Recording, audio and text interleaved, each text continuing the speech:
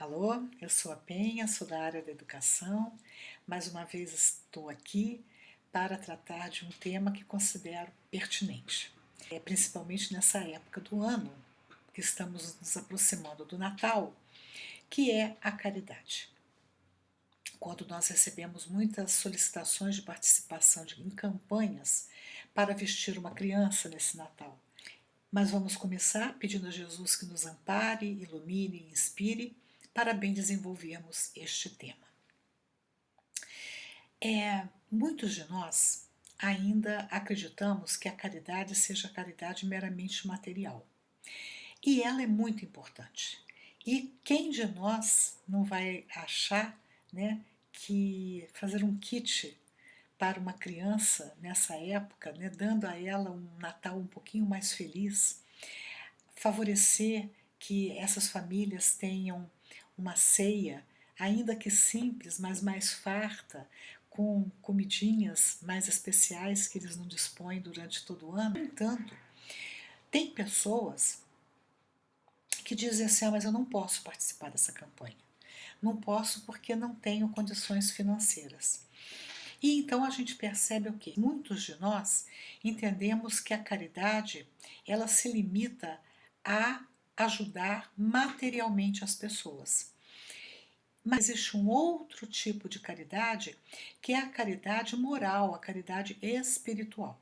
E aí nós vamos nos reportar ao Evangelho segundo o Espiritismo, que é esse livro aqui, do terceiro livro da codificação espírita, o Evangelho. E no Evangelho nós temos alguns capítulos que falam especificamente sobre a caridade. No capítulo 13, que é um deles, fala assim: ninguém há que no pleno gozo das suas faculdades não possa prestar um serviço qualquer, prodigalizar um consolo, minorar um sofrimento físico ou moral, fazer um esforço útil. Não dispõem todos, aí ele faz uma pergunta, há falta de dinheiro, do seu trabalho, do seu tempo, do seu repouso, para de tudo isso dar uma parte ao próximo? Então, o que o texto está nos dizendo?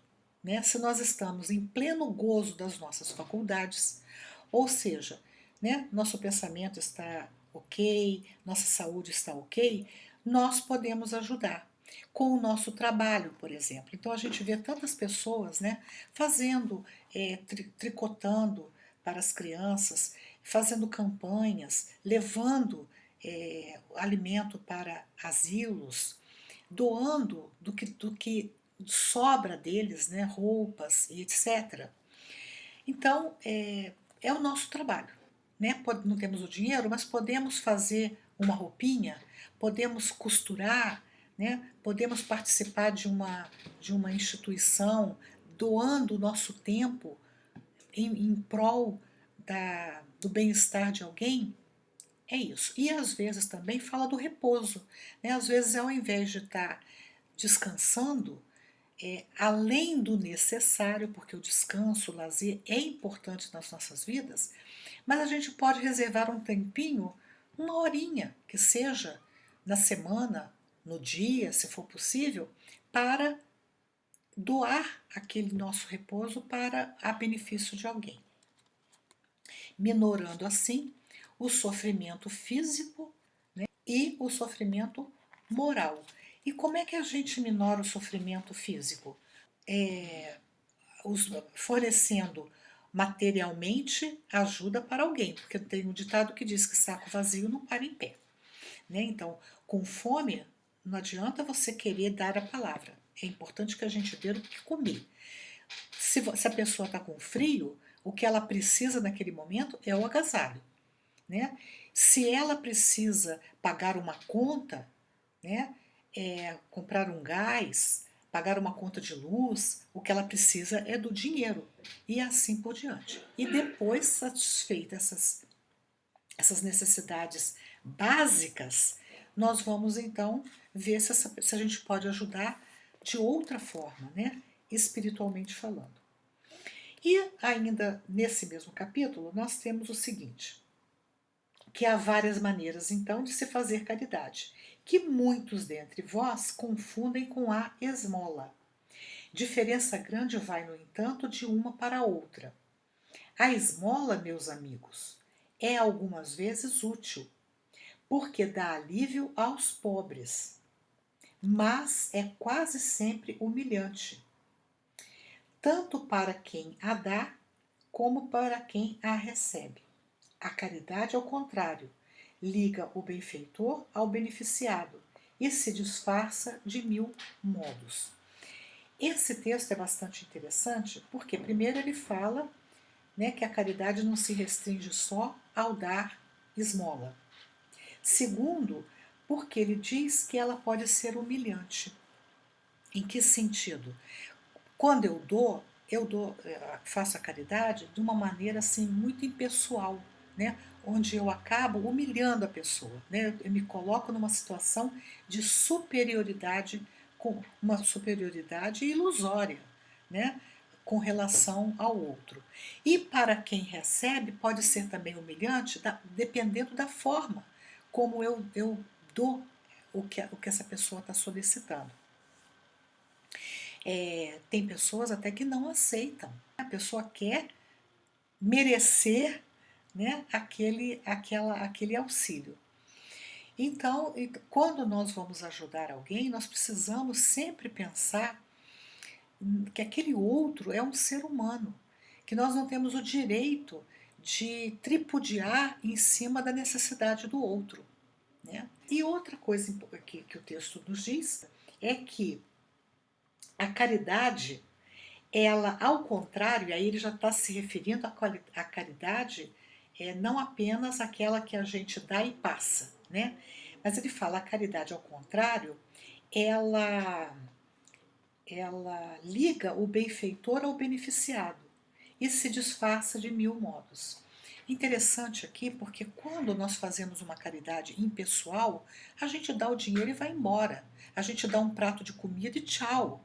Mas quando nós fazemos uma caridade no sentido de olhar para o outro, e aquele outro perceber que ele não é um ser invisível, ele está sendo percebido, nós estamos o quê?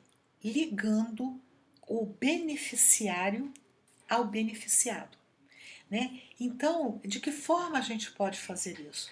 Dá uma pergunta: qual o seu nome? Né? Em que mais eu posso te ajudar?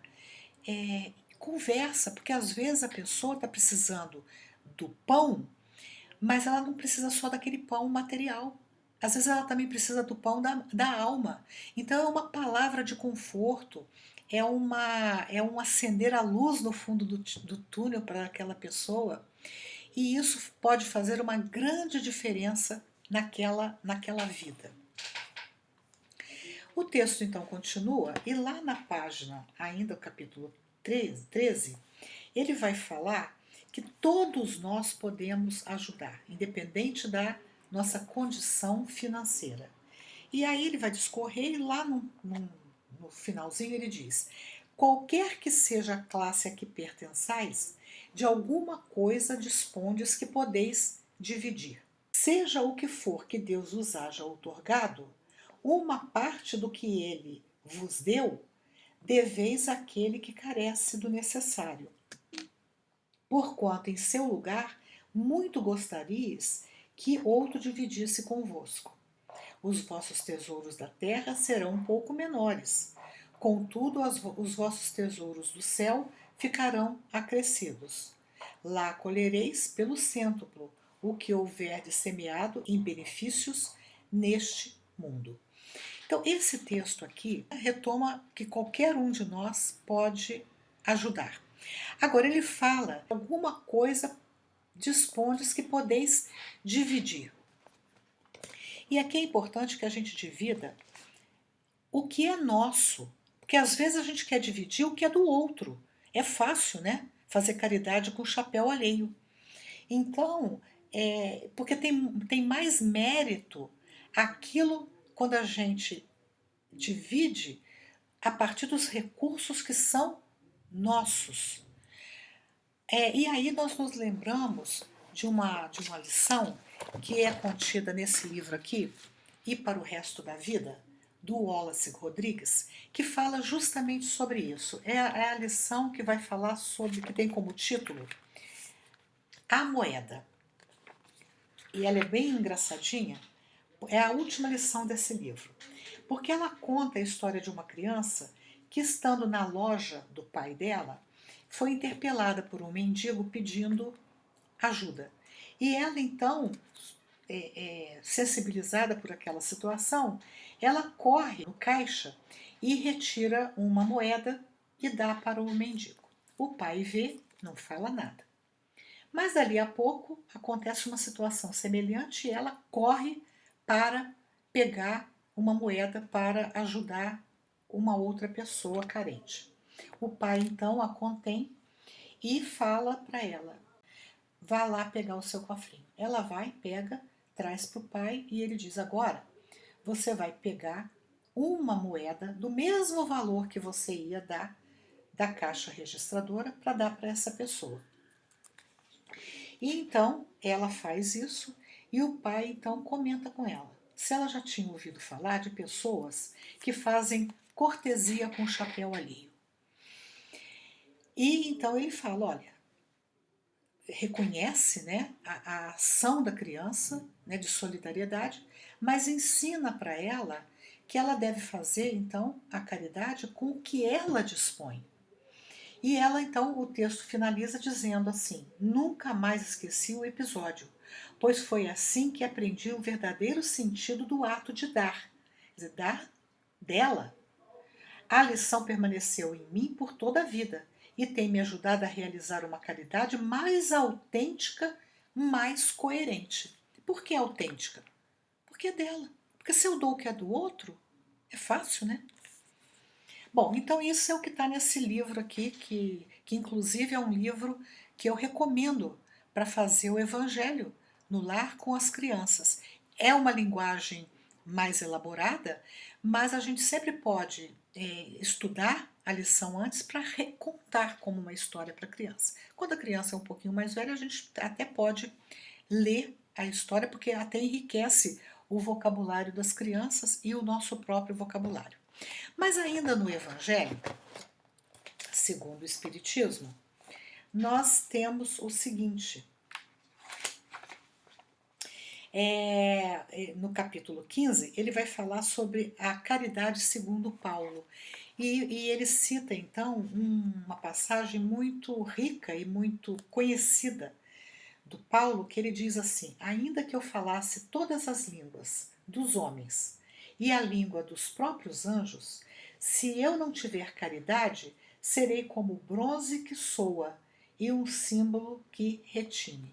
O símbolo é aquele prato, né, que bate um no outro, né, de metal e faz aquele barulhão.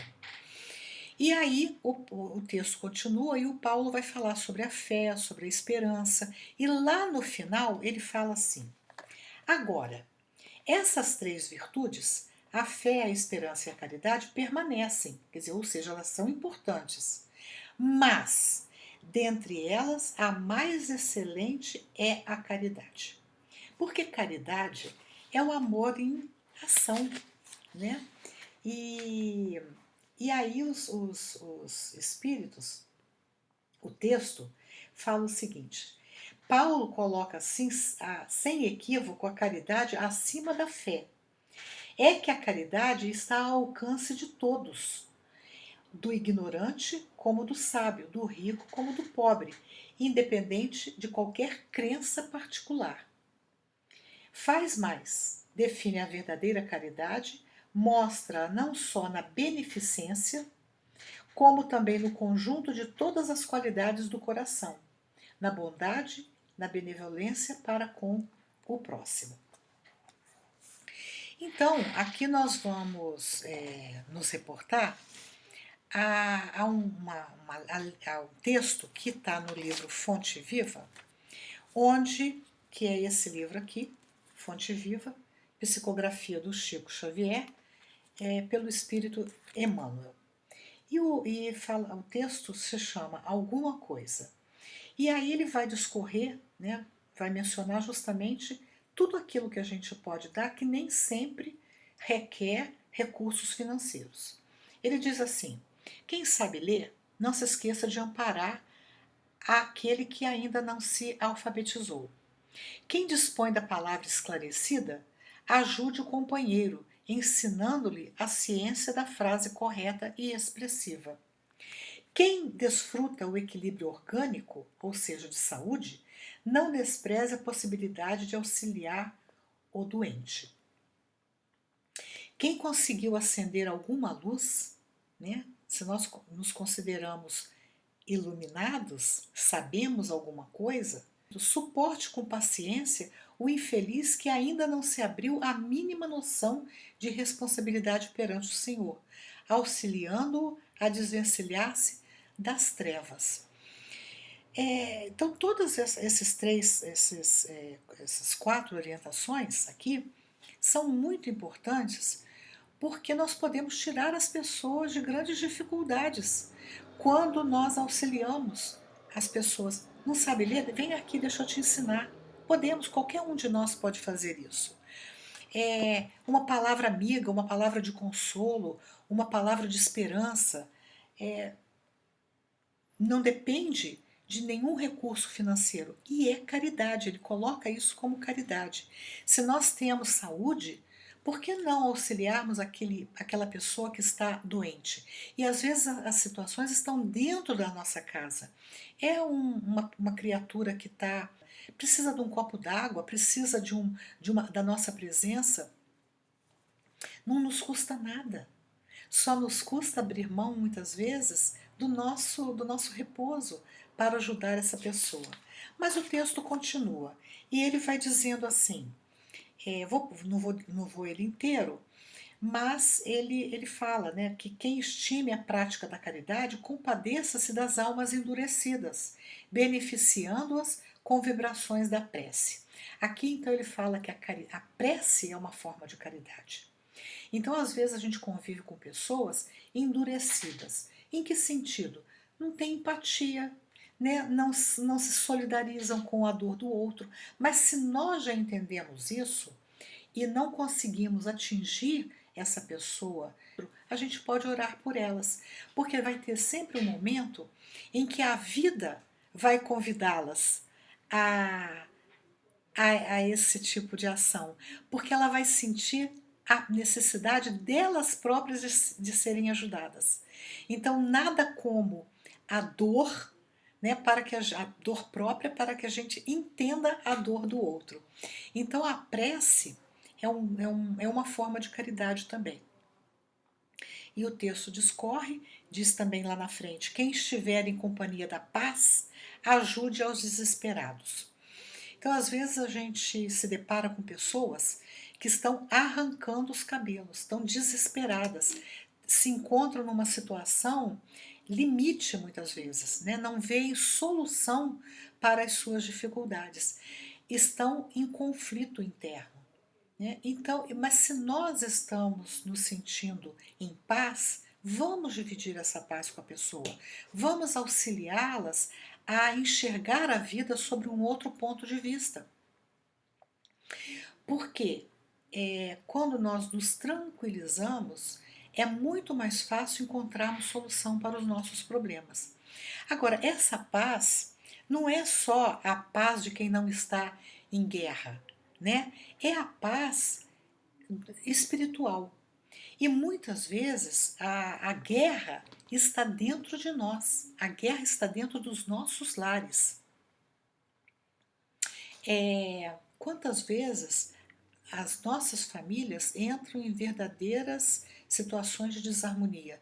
É briga, é pai que não entende o filho, é filho que não entende o pai, é a mãe que está vivendo uma situação de sobrecarga e por isso ela desabafa e maltrata os próprios filhos e vice-versa, né? Então, é um momento, se nós nos sentimos em paz, se nós somos aquelas pessoas que estamos mais tranquilas, e às vezes a caridade está em nos calar. Ah, mas a gente cala e não se resolve. Não, não é calar para sempre. É calar naquele momento em que falar não vai adiantar nada, só vai complicar a situação. Agora, é calar para sempre? Não. É esperar que as coisas se tranquilizem e, no momento propício, retomar aquela situação para botarmos os pingos nos is. E se a pessoa nunca vai estar favorável a esse tipo de situação? Vamos orar. Vamos tentar conseguir a adesão de outras pessoas da família que estão mais dispostas a compartilhar conosco aquela ação de paz e ajudar então a todos. E quem é mãe aqui sabe que quando as nossas crianças estão desarvoradas, muito agitadas, e nós entramos naquele espírito de agitação, só piora a situação. E às vezes também, quando nós estamos agitados, a criança pode estar tranquila, mas a nossa agitação contagia essa criança. Então não adianta, a agitação, o conflito não resolve problema algum em nenhuma situação da vida, a não ser que a gente utilize esse conflito para administrá-lo de modo a recobrarmos a situação de paz. Então o texto vai por aí, né, dizendo que para nos lembrarmos de que dos que transitam no mundo entre dificuldades maiores que as nossas. Então nós podemos estar vivendo situações difíceis, mas se a gente olhar para trás, vai ter sempre alguém em situação pior do que a nossa, né? E consequentemente vai ter sempre alguém em situação melhor. Mas a vida é a lei de solidariedade. Então um ajuda o outro e a gente vai então encontrando soluções para as nossas dificuldades. E quando nós temos esse entendimento de que nós estamos aqui na Terra, não de férias, mas que nós estamos aqui na Terra para crescermos, nós vamos procurar fazer todo o bem possível. Até porque, com isso, nós vamos contribuindo para tornar a Terra um mundo melhor, que é um mundo de regeneração, que nós nomeamos assim no Espiritismo. Mas todas as religiões, elas falam de um momento da separação do joio e do trigo. Né? O que é a separação do joio e do trigo? É a separação daqueles que já estão mais dispostos à prática do bem e daqueles que ainda não estão por imaturidade espiritual. Então, o que o Espiritismo nos fala? Que a Terra, o nosso planeta, está chegando nesse momento em que todo o desenvolvimento científico, tecnológico da Terra vai demandar habitantes que vão tratar a Terra, os animais, a natureza, os próprios outros seres humanos de uma forma mais respeitosa, para que a Terra passe realmente de mundo de provas e expiações para um mundo de regeneração. Aqueles que não estiverem dispostos a isso, que ainda se entregam à violência, à corrupção, à maldade, esses vão ter oportunidade de se desenvolverem numa outra espécie de mundo, que é o mundo onde psiquicamente eles estão ligados. É castigo? Não. É apenas serem colocados, e podemos ser nós, né, se não fizermos essa opção, numa escola, né, porque a Terra é uma escola, numa escola apropriada para o nosso nível de desenvolvimento moral. E às vezes, então, quando suplantarmos esse nosso estágio evolutivo, estivermos mais dispostos a lidarmos uns com os outros como verdadeiros irmãos em Deus, então nós retomamos a nossa caminhada em mundos mais voltados para o bem. Muito bem, nós vamos aqui então nos reportarmos a letra de uma música que nós aprendemos com uma evangelizadora lá do Rio, que uma vez ela veio aqui participar de um encontro de evangelizadores.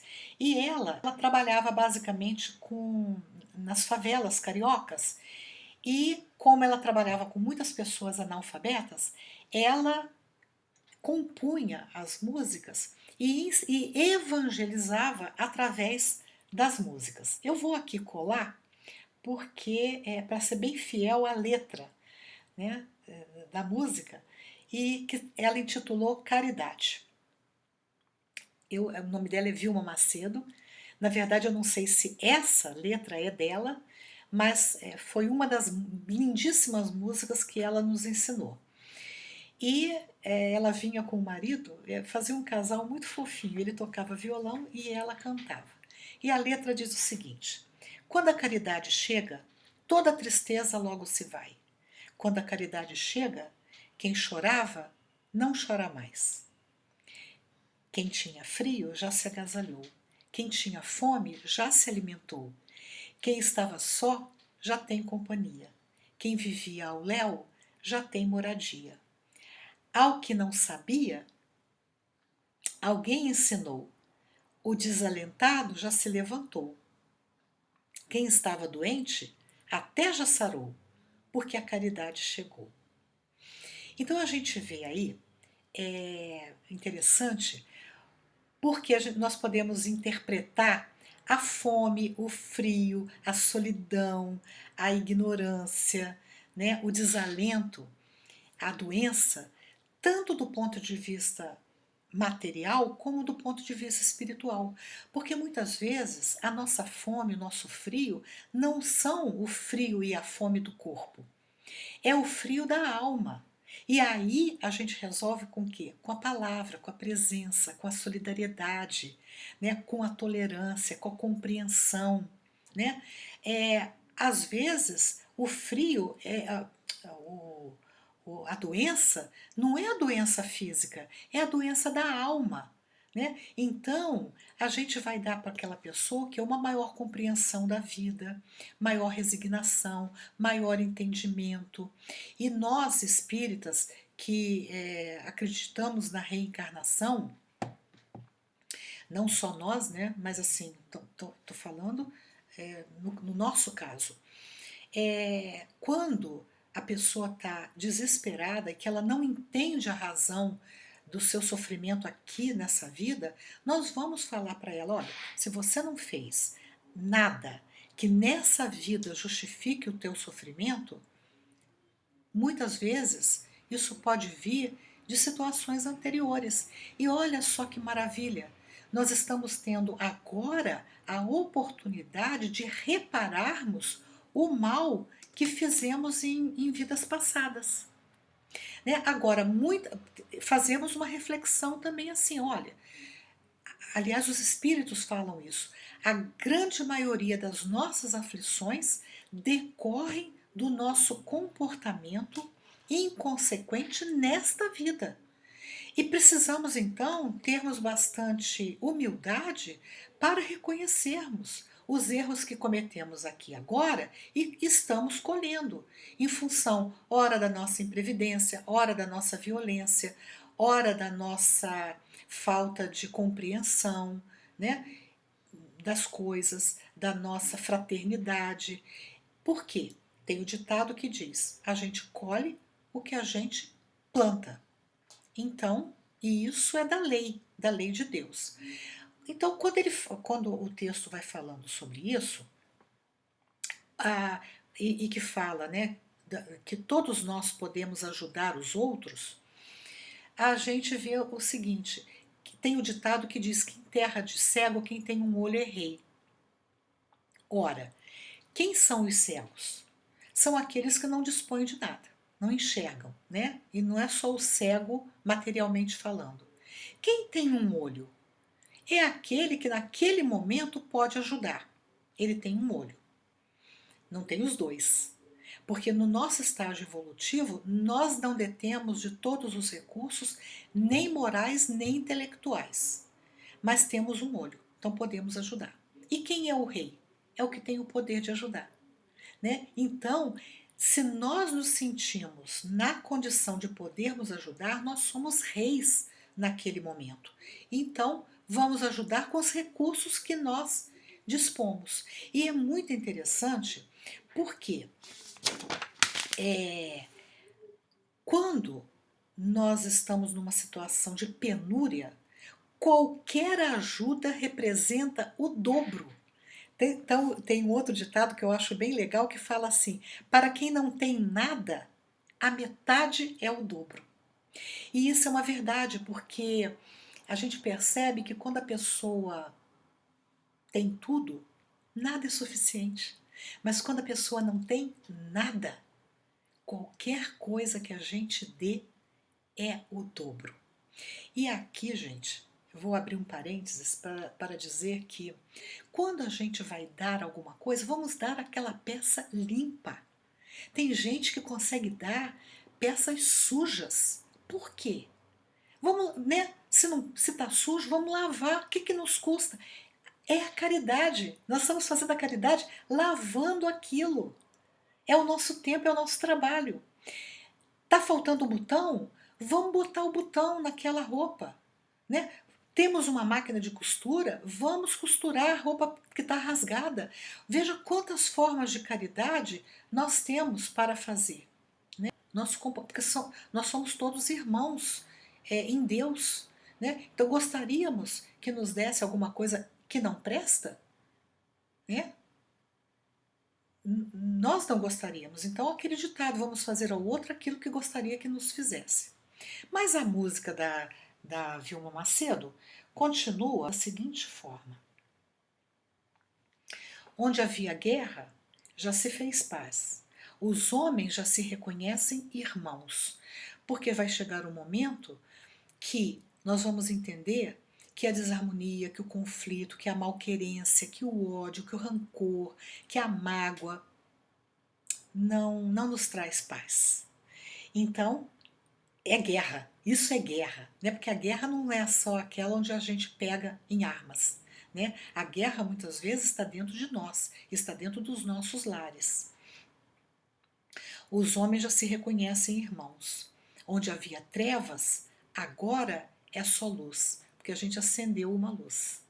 Né? E aí a gente se reporta aquela passagem que Jesus fala da gente não colocar o, a candeia embaixo do alqueire. Então, se nós dispomos de conhecimento, se nós dispomos de algum tipo de sabedoria, nós vamos iluminar o nosso ambiente. Então, não é esconder, não é colocar a luz debaixo da terra. Né? Os corações já buscam Jesus, porque vamos ver em Jesus aquele nosso modelo e guia, que sempre tem um ensino para nortear as nossas vidas. Nos lares, nos campos, há harmonia. Cantam-se hinos de alegria. Em toda parte há felicidade. Não há salvação fora da caridade. É isso, né? Então, nós vamos finalizar a nossa fala apresentando para vocês a música que a Vilma Macedo nos ensinou. É uma música linda, né? A letra é maravilhosa e a música também é linda e serve como a nossa prece de encerramento. Vamos lá.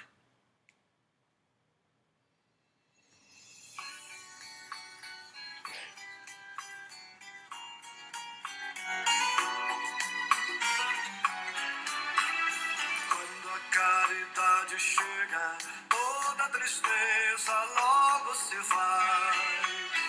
Quando a caridade chega, quem chorava não chora mais. Quando a caridade chega, toda tristeza logo se vai. Quando a caridade chega, quem chorava não chora mais. Quem tinha frio já se agasalhou. Quem tinha fome já se alimentou. Quem estava só já tem companhia. Quem vivia ao léu já tem moradia. Ao que não sabia, alguém ensinou. O desalentado já se levantou. Quem estava doente até já sarou.